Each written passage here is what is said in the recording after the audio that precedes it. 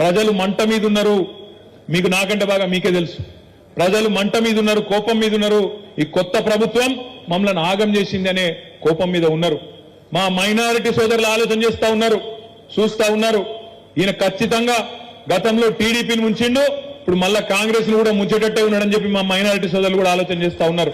ఎందుకంటే మీరు చూస్తున్నారు ఏం మాట్లాడుతున్నాడు ఆయన. ప్రధానమంత్రి ముంగట పోయి నిలబడి ఆప్ హమారే బడే భయ్యా హై బడే బాయి హై అంటాడు.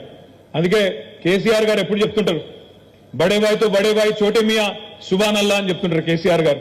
గట్లున్నది కథ ఇయ్యాల. అసలు బడే బాయ్ అట నరేంద్ర మోడీ. ఇంకొక మాట అంటాడు సిగ్గు లేకుండా, ఇప్పుడే మా జమీల్ భాయ్ చెప్పిండు, ఆత్మగౌరవం కలిగిన ఏ తెలంగాణ బిడ్డ మాట్లాడని మాట, ఆత్మగౌరవం ఉన్న ఏ తెలంగాణ బిడ్డ కూడా ఒప్పుకోని మాట. అన్ని రంగాలలో ఇవాళ తెలంగాణ భారతదేశానికి ఆదర్శంగా మారితే, మనం పెట్టిన రైతు బంధు దేశానికి ఆదర్శమై పీఎం కిసాన్ అయింది కదా. మనం రైతు బంధు పెట్టినాకనే కదా మోడీ కాపీ కొట్టి పీఎం కిసాన్ అని పెట్టుకున్నాడు. మనం ఇంటింటికి నీళ్ళు ఇచ్చినాకనే కదా మిషన్ భగీరథ ద్వారా మోడీ కాపీ కొట్టి హర్ ఘర్ జల్ అన్నాడు. మనం ఇక్కడ మిషన్ కాకతీయ చేసినాకనే కదా మోడీ కాపీ కొట్టి అమృత్ సరోవర్ అన్నాడు. ఇట్లా ఎన్ని రంగాల్లో దేశానికి ఆదర్శమైంది తెలంగాణ. అట్లాంటి తెలంగాణ మోడల్ను కించపరుస్తూ ఏం మాట్లాడతావు నువ్వు? గుజరాత్ మోడల్ చేస్తాం మన రాష్ట్రాన్ని మాట్లాడతావా? ఏంటిది గుజరాత్ మోడల్ అంటే? తెల్లారలేసి హిందువులు ముస్లింలు తన్నుకునుడా, లేకపోతే రైళ్లలో పోయేటోళ్ళని కాల్చి చంపుడా? ఏంటిది నీ గుజరాత్ మోడలు? ఏంది నీకు నచ్చిన నీ గుజరాత్ మోడలు?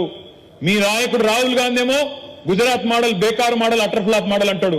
నువ్వేమో ఇక్కడుండి గుజరాత్ మోడల్ గొప్పదంటావు. ఇది మా రాష్ట్రంలో ఉన్న సోదరులందరూ చూస్తలేరు అనుకుంటున్నావా? ఆలోచన చేస్తలేరు అనుకుంటున్నావా?